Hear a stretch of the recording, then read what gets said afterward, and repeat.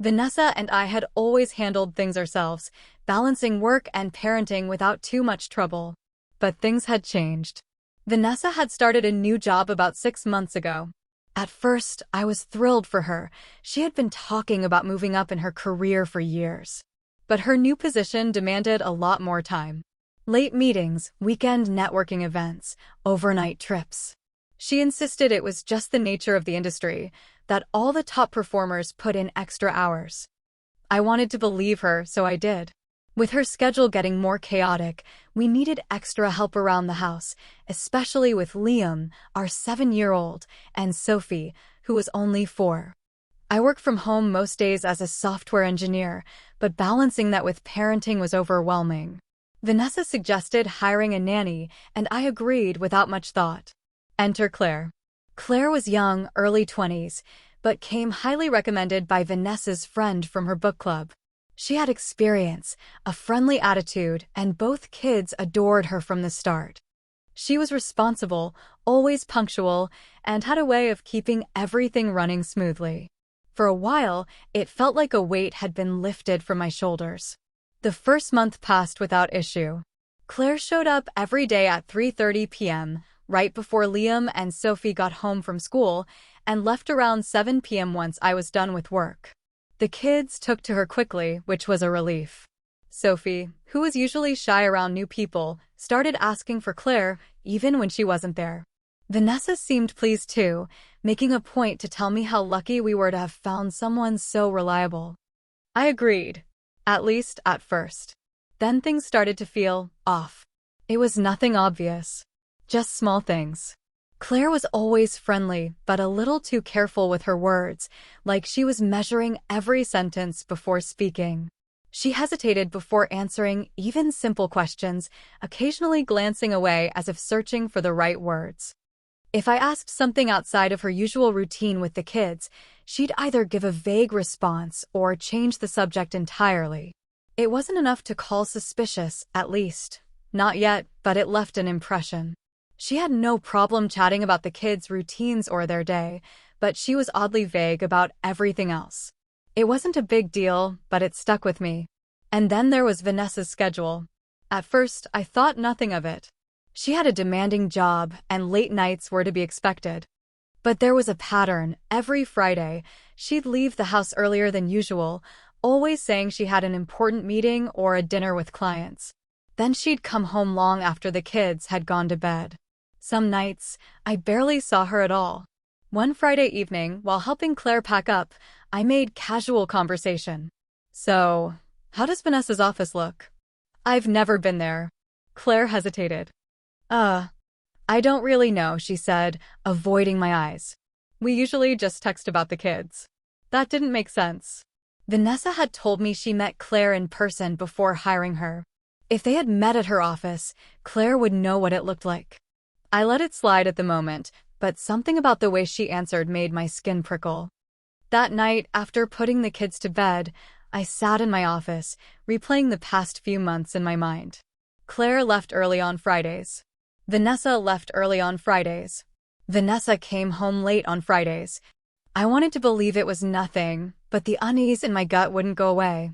The next few weeks, I paid closer attention. I noted how Vanessa's work meetings always lined up perfectly with Claire's early departures. I started asking casual questions, where she was meeting clients, which restaurants they went to, if she ever got tired of eating out so much. She answered smoothly every time, but the details were always just vague enough to avoid verification. One Friday afternoon, I decided to test something. The unease had been building for weeks, gnawing at the edges of my mind. Every coincidence, every vague excuse, every nervous glance, they all pointed towards something I couldn't ignore any longer. I needed clarity, needed to know whether I was just being paranoid or if my worst fears were true. I called Vanessa at 4:30 p.m. "Hey, just finished up early today. Thought I'd pick you up from work, maybe grab dinner." "Oh, babe," she said quickly. "I just got pulled into an urgent client dinner. I won't be done until late. I'll just take an Uber home." I could hear voices in the background, muffled but not the kind you'd expect from a work dinner. It sounded quieter. I forced a chuckle. Oh well, maybe next time. Love you. Love you too, she said. But her voice lacked its usual warmth. I hung up and checked the time. Vanessa had left over an hour ago. If she was just getting pulled into a dinner now, where had she been? The unease in my stomach turned to something heavier. A gnawing suspicion that I couldn't shake. That night, when she finally got home just before midnight, I pretended to be asleep.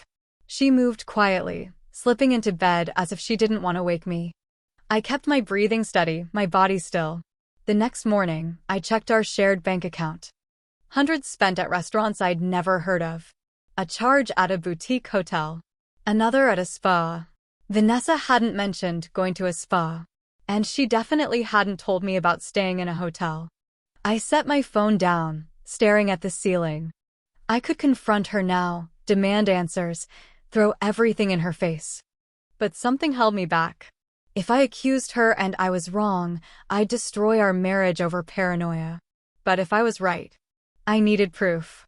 And I needed to figure out how Claire fit into all of this. That evening, while Claire was tidying up the kitchen, I casually asked, "Do you have any plans tonight?" She stiffened. No, just heading home. Big weekend ahead?" I asked, pretending to be uninterested. She shook her head quickly. "Nope, just relaxing." I nodded slowly. "Vanessa should be home early tonight. Maybe we could all have dinner together." Claire's grip tightened on the dish towel she was holding, her knuckles whitening as she twisted the fabric between her fingers. Her lips parted slightly like she was about to say something but thought better of it. Her eyes darted to the side for just a second before she forced a small smile. "Oh, that sounds nice," she said, but her voice was tight, almost strained. "Oh, that sounds nice," she said, but her voice was tight. I smiled, but my gut twisted. Something was definitely off. That night, after everyone was asleep, I pulled out my laptop and started searching for small, discreet GPS trackers. If she wasn't where she claimed to be, I needed to know. The Regency Hotel was the one charge that stood out the most. It wasn't far from her supposed client meetings. If she was there again next Friday, I'd have my answer. My hands were steady as I scrolled through options, but inside, my chest felt tight. This wasn't just suspicion anymore. It was a hunt for the truth. If I was going to find out the truth, I needed more than just a feeling. I needed evidence. I found the credit card statement on a Tuesday evening. It was sitting on the kitchen counter, mixed in with the rest of the mail. Vanessa must have left it there by accident. Normally, I wouldn't have given it a second glance. But something about this time felt different. Maybe it was the growing distance between Vanessa and me, the way she had been more protective of her phone lately, or how she seemed strangely detached even when we were in the same room. Whatever it was, I couldn't shake the feeling that I needed to look closer. We trusted each other when it came to finances, and I rarely felt the need to check. But something about it caught my eye. Maybe it was my paranoia growing by the day, or maybe it was the way the page was slightly crumpled, as if it had been handled too many times. I scanned the charges, my eyes halting at a name I didn't recognize, Le Jardin. A high-end French restaurant downtown. The charge was from last Friday night, the same night Vanessa had claimed to be at a client dinner. I swallowed hard, flipping through more transactions.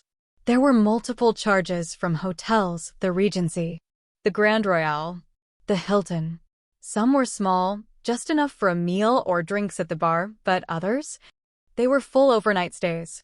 Vanessa had never mentioned needing to stay at a hotel for work. Not once.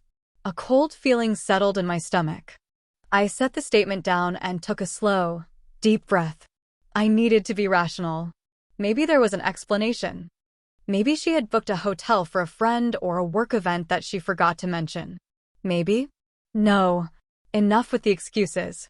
I had seen too many signs, ignored too many inconsistencies. This wasn't a misunderstanding. I was just too afraid to face the truth.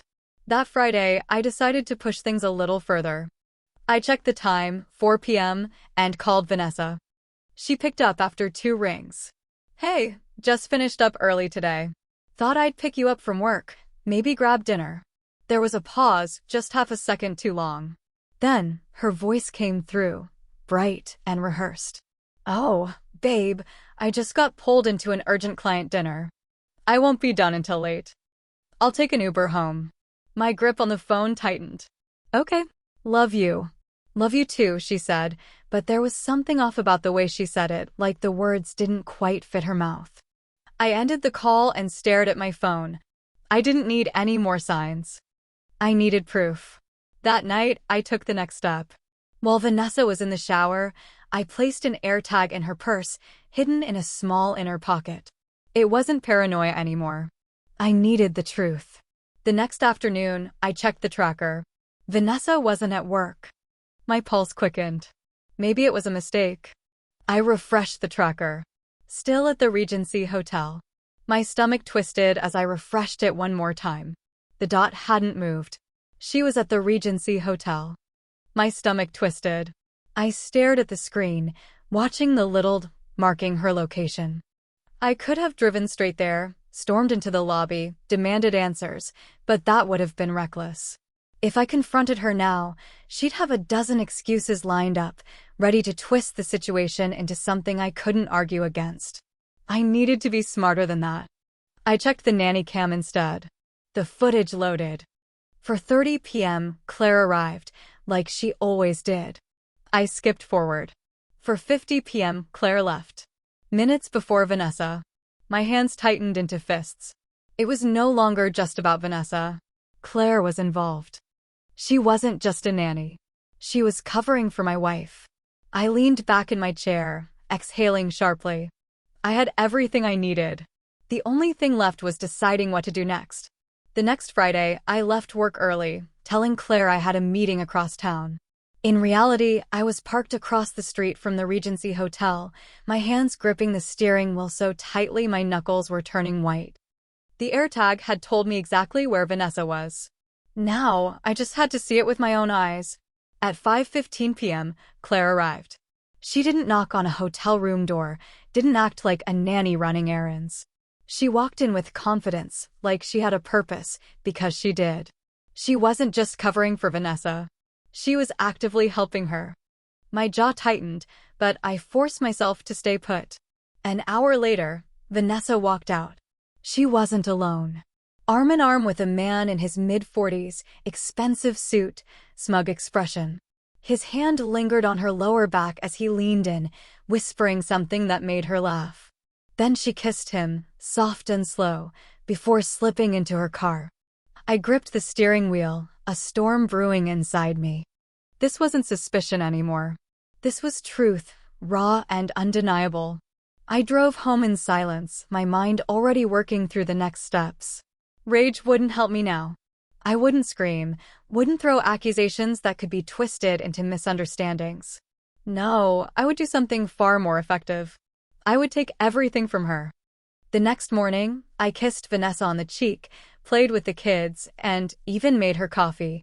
I acted as if nothing had changed. She smiled at me, oblivious, sipping the drink I handed her. I wondered if she could taste the betrayal in it. Then, I called a private investigator. Over the next 2 weeks, I let the PI do his work while I played the part of the loving, clueless husband. The results came in quickly. Photos. Hotel receipts. Text messages. Even a call recording between Vanessa and Claire, casually discussing how to adjust the kids' schedules so Vanessa could have more time with her lover. Claire had been taking Liam and Sophie on unnecessary outings, feeding me lies so their mother could slip away for her weekly rendezvous. I had everything I needed. And now, it was time to destroy her world. Step 1. Claire. Vanessa trusted her completely. That was her first mistake. I waited until Claire was watching the kids one afternoon, then sat down across from her at the kitchen table and slid a folder toward her. She hesitated before opening it, her face turning pale as she flipped through the pages. Screenshots of her texts with Vanessa. Time-stamped photos of her arriving at the hotel. Even an email she had sent Vanessa about covering for her next week. "I'm going to make this simple," I said calmly. "You quit today. No 2 weeks' notice. No explanations. You tell Vanessa you got another job and you disappear. If you ever try to work as a nanny again, I will personally make sure every potential employer sees what's in that folder." Her lips parted like she wanted to argue, but she must have seen something in my face that made her stop. She nodded stiffly and walked out. Vanessa called me an hour later, furious. Claire just quit out of nowhere. She won't even tell me why. I feigned surprise. That's weird. Wonder what happened. Step 1, complete. Step 2, her job. Vanessa's new position was her pride and joy. She had spent months talking about how hard she had worked for it, how much it meant to her. I wondered how much her boss would appreciate knowing what she had been doing on company time. I waited until the right moment, then sent an anonymous email to her HR department. Attached, hotel receipts, timestamps matching work hours, and a few messages that made it clear she had been skipping out on responsibilities for her weekly meetups. A week later, she came home looking like she had seen a ghost. I got fired today, she murmured. I set my coffee cup down. What? Why? They said I was misusing company time. That there were complaints about my conduct. She swallowed. I don't understand. Who would say something like that? I reached for her hand, squeezing it gently. That's awful, babe. Step 2, complete. Step 3, her lover. His name was Gregory Shaw. Married. 2 kids. CEO of a mid-sized tech firm. I made sure his wife got a copy of the same evidence I had collected. Vanessa got a text that night while we were watching TV. She paled, stood up, and rushed to the other room. I listened from the hallway as she called him. What do you mean she knows? How did she? Greg, calm down. We just need to. Hello. I could practically hear the sound of his world collapsing through the phone. Step 3, complete. Step 4, the final blow. Vanessa's world was crumbling, but I wasn't done. Not yet. I had one last thing to do. I filed for divorce. I had more than enough evidence for full custody of Liam and Sophie. She could fight it, but she wouldn't win. She had no job, no stable income, and soon, no reputation. I waited until she came home one evening, looking exhausted. She slumped onto the couch, rubbing her temples. I don't know what's happening, she whispered. Everything is falling apart. I set a folder on the coffee table. I know. She blinked at me, then at the papers in front of her. Slowly, she picked them up. Divorce papers. The color drained from her face. Eugene, what is this? This is what happens when you lie. When you cheat. When you take advantage of the people who trust you. My voice was calm, almost soothing. You thought I wouldn't find out. You thought you could keep playing this game forever. But you lost. Tears welled in her eyes. I made a mistake. No, Vanessa, I said, standing. You made a choice. And now you live with it. She sobbed, begging, swearing she could fix it, that she still loved me. But I was done listening to her lies. I walked out of the room, leaving her alone with the wreckage of the life she had destroyed. Step 4, complete. By the end of the month, she was gone. She moved into a tiny apartment on the other side of town. I got full custody of Liam and Sophie. Claire was out of the picture. Gregory Shaw was in the middle of a nasty divorce of his own. And me? I was finally free. The storm had passed. And I had won. I spent all of Friday preparing. The kids were staying with my parents for the night, which Vanessa didn't question. She barely paid attention to their schedules anymore. I cooked her favorite meal, pan-seared salmon, roasted vegetables, a chilled bottle of white wine. If she noticed that I never drank, that I barely touched my food, she didn't say anything. She arrived home humming, slipping off her heels with ease, oblivious to what was about to happen.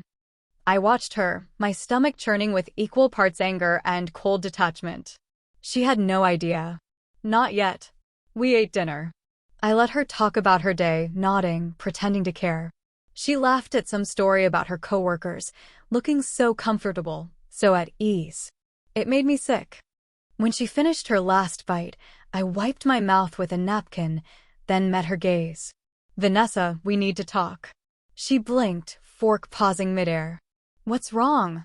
I pulled out the folder I had prepared and slid it across the table. Open it. She hesitated before reaching for it. Her fingers trembled slightly as she flipped through the contents. First, The hotel photos, her and Gregory, arm in arm, lips brushing in dimly lit lobbies. Next, the screenshots, texts between her and Claire, coordinating their lies, shifting schedules so she could sneak away unnoticed. Finally, the bank statements, money funneled into date nights, overnight stays, things I never knew existed in our finances until now. Her face turned pale. Eugene. Don't. My voice was ice. Don't insult me with a lie. Tears welled in her eyes. It was a mistake. Multiple hotels. Weekly meetups. A mistake? I laughed bitterly. Claire covering for you? Was that a mistake too? She sobbed, covering her mouth, but I wasn't moved. There was no remorse in her eyes, just fear. Fear of consequences. Fear of losing the comfortable life she had built on my blind trust. I leaned forward. You ruined this. And now I'm making sure you pay for it. I didn't waste time. The next morning, Vanessa woke up to divorce papers. She screamed my name from the bedroom, voice thick with panic, but I didn't go to her. I was in the kitchen, sipping my coffee, already past the point of caring. She stormed in, waving the papers. You can't be serious. Eugene, we can fix this. We? I raised an eyebrow. There is no we anymore. You made sure of that. Her lips trembled. But the kids are staying with me. I met her wide-eyed stare. I already spoke to a lawyer. With the evidence I have, you won't get custody. You won't even get weekends. She gasped, tears spilling down her face. You can't take them away from me. You did that yourself, I said simply. You chose to lie. You chose to cheat. You chose him over your own family. She collapsed into a chair, sobbing, but I felt nothing. She wasn't crying because she lost me. She was crying because she lost control. And I wasn't finished. Vanessa's job? Gone. The evidence of her misconduct, leaving work early, falsifying reports, skipping meetings, had already been sent to her boss. By the following week, she was fired. She came home that night looking hollow, hands shaking as she dropped her purse onto the counter. They fired me, she whispered. That's unfortunate, I said, flipping through the TV channels. She turned to me, eyes pleading. You know I need that job, Eugene. How am I supposed to survive? I muted the TV. Not my problem. Claire? Blacklisted. I made sure every family in our social circle knew the truth. Word spread quickly.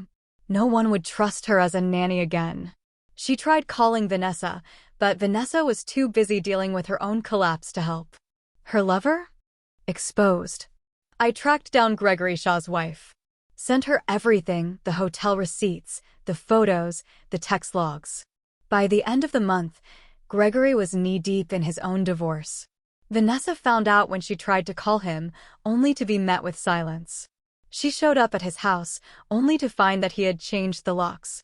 He had used her for cheap thrills, and now that his life was falling apart, he wanted nothing to do with her. She came home that night in shambles, makeup streaked down her face.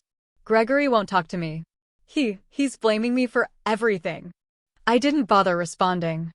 I just watched her crumble. By the end of the month, she had nothing left. No husband. No job. No lover. The final blow came when she had to move out. She couldn't afford the mortgage without my income, and her name alone wasn't enough to refinance the house. She packed her things into boxes, stuffing years of memories into bags as if they meant nothing. The kids wanted nothing to do with her. They barely spoke to her as she hugged them goodbye, sobbing into their shoulders. She hadn't just betrayed me. She had betrayed them. I stood in the doorway, arms crossed, watching her load the last of her things into her car. She looked so small, so lost, so utterly broken. I tilted my head. I hope he was worth it. She looked up, eyes filled with regret. Eugene, please. I didn't answer. I just shut the door. And that was the last time I let Vanessa steal another second of my life.